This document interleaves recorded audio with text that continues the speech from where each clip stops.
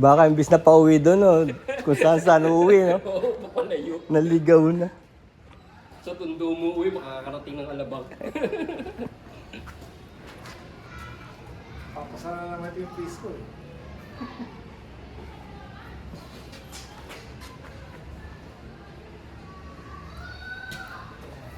Magbuo na yun pa.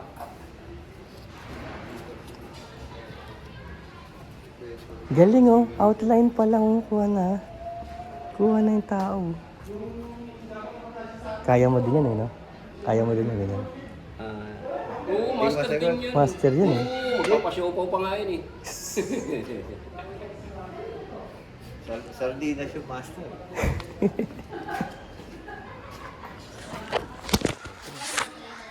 Huwag niyo masyadong patawanin si Ma'am Nean. Nean.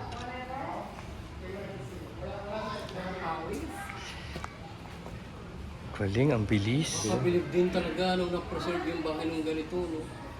Eh, iba naman yung bahay noon, eh. Talagang Talagang matibay ka. built to last. Hindi kagaya ngayon. Talagang sinasadya nilang masira. Ngayon, kahoy, buhay po. Nag-drawing ako ng ganito eh. Yung old houses. Oh. Na wala pa ako nakikita ng ganito. As in, ngayon lang ako nakakita eh.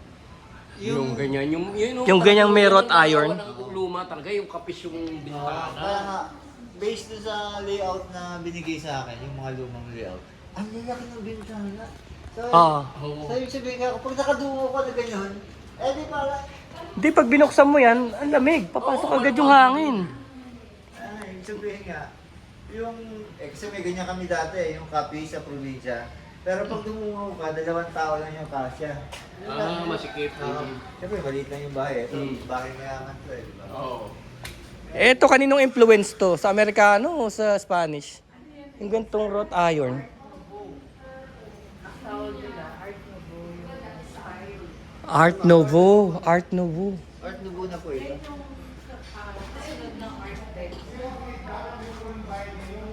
New art. Tignan mo, no, may kapis tapos may bakal. Oo. Naisip ko kasi ba sa Amerikano na yung bakal eh.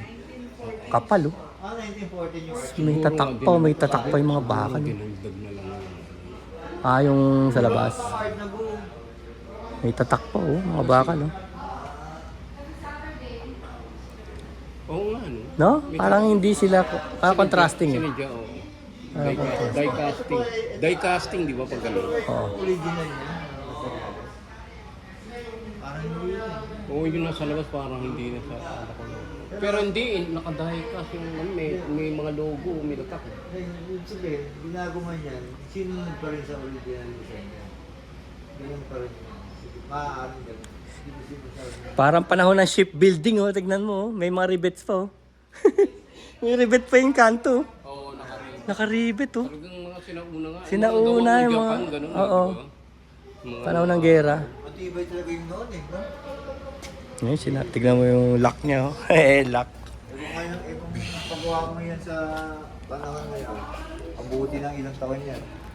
Wala, gusto nila masira agad para mapalitan ka agad. No?